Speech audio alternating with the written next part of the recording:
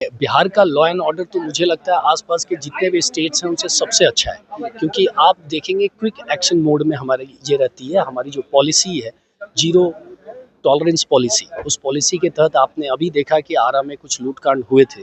देखिए, चीज़ें क्राइम हर जगह होती है, जितने भी डेवलप्ड कंट्रीज़ हैं सबसे ज़्यादा क्राइम रेट वहाँ बढ़ता है, लेकिन वहाँ पे कन्विक्शन कितना है, वहाँ अरेस्टिंग कितनी होती है और पुलिस कितनी जल्दी उस एक्शन मोड में आ जाती है, इसको अगर आप चेक करें तो हमारा लॉ एंड ऑर्डर काफ़ी अच्छा है। ये बजट बनाने में हमें सहयोग केंद्र से मिल रहा है और हम ये जानते हैं कि अगर ये बजट वाकई में ज़मीन पे उतर गया और 100% राशि खर्च हो गई, तो विपक्ष को सिर्फ इंफ्रास्ट्रक्चर के हिसाब से जो बदलाव दिखता है, वो बदलाव के हिसाब से वो कहीं नहीं दिखेंगे।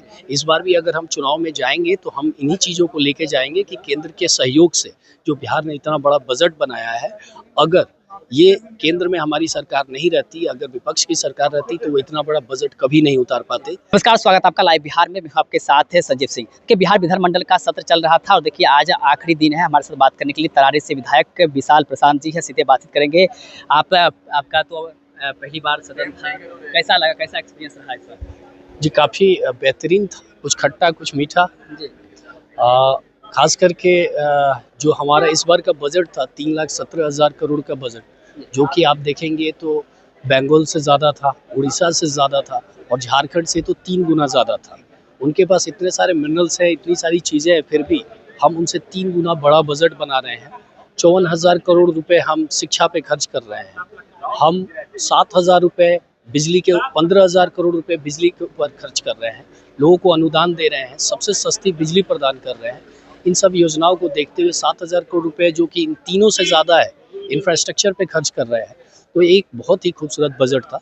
ये बजट सत्र अभी आने वाले साल में, 1 साल के अंदर आपको ये दिखेगा कि पिछले 10 साल में जितने भी इंफ्रास्ट्रक्चर के डेवलपमेंट्स हुए हैं और बाकी चीज़ों में डेवलपमेंट्स हुए हैं, उसके 3 गुना ज़्यादा डेवलपमेंट इस ईयर होने जा रहा है। विपक्ष कह रहा है कि ये बजट जो है कुछ भी नहीं है, लॉलीपॉप थमा दिया गया है बिहार की जनता को। देखिए, ये बजट बनाने में हमें सहयोग केंद्र से मिल रहा है और हम ये जानते हैं कि अगर ये बजट वाकई में ज़मीन पे उतर गया और 100% राशि खर्च हो गई, तो विपक्ष को सिर्फ इंफ्रास्ट्रक्चर के हिसाब से जो बदलाव दिखता है, वो बदलाव के हिसाब से वो कहीं नहीं दिखेंगे। इस बार भी अगर हम चुनाव में जाएंगे तो हम इन्हीं चीज़ों को लेके जाएंगे कि केंद्र के सहयोग से जो बिहार ने इतना बड़ा बजट बनाया है, अगर ये केंद्र में हमारी सरकार नहीं रहती, अगर विपक्ष की सरकार रहती, तो वो इतना बड़ा बजट कभी नहीं उतार पाते ज़मीन पे। तो ये जनता भी समझती है और जनता को विकास चाहिए और विकास की बात जब भी आती है तो वहाँ नीतीश कुमार की बात लॉ आती एंड ऑर्डर को लेकर के भी खूब हंगामा हुआ है सदन में, विपक्ष ने खूब विरोध किया है, इसको कैसे देखते हैं? है। देखिए, बिहार का लॉ एंड ऑर्डर तो मुझे लगता है आसपास के जितने भी स्टेट्स हैं उनसे सबसे अच्छा है, क्योंकि आप देखेंगे क्विक एक्शन मोड में हमारी ये रहती है। हमारी जो पॉलिसी है, जीरो टॉलरेंस पॉलिसी, उस पॉलिसी के तहत आपने अभी देखा कि आरा में कुछ लूटकांड हुए थे।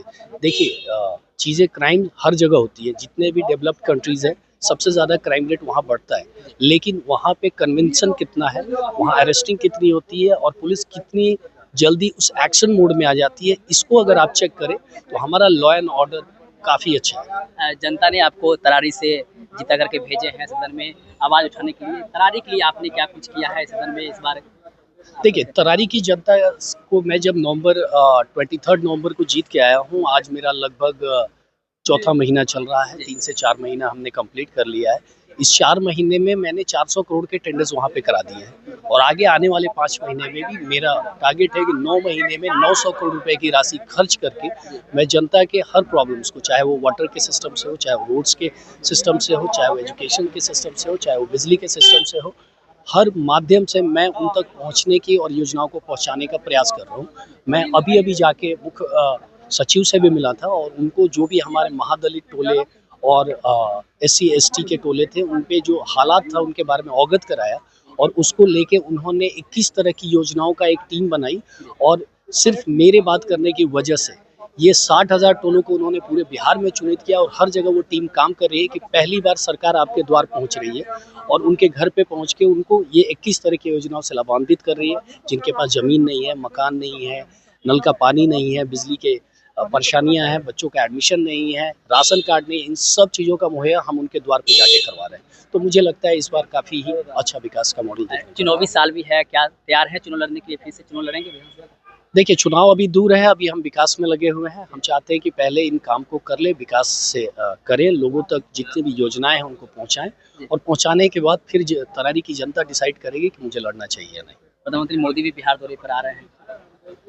जी, कल तो हमारे अमित शाह जी भी 29 को यहाँ पे आएँगे और इनका काफ़ी अच्छा कार्यक्रम है और हमारी मीटिंग भी होगी। हम लोग काफ़ी चीज़ों से उनको अवगत भी कराएँगे कि बिहार को किस तरह और इंफ्रास्ट्रक्चर वाली चीज़ों की ज़रूरत है।